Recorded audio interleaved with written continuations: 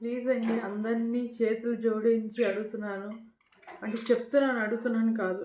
Social మీడియాని ఎవ్వరు నమ్మకండి. ఎందుకంటే నేను నా సోషల్ మీడియా అకౌంట్స్ అన్నీ హ్యాక్ అయిపోయిందండి.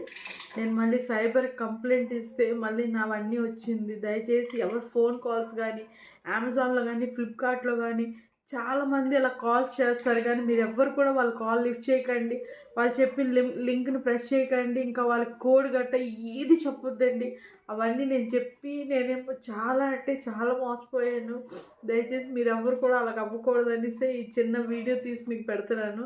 ఎవ్వరు కూడా ఎవరు ఫోన్ కాల్స్ ఎత్తకండి. ఏ అమెజాన్, ఫ్లిప్కార్ట్ ఏదన్నా కూడా ఎవ్వరు కూడా లిఫ్ట్ చేయొద్దు.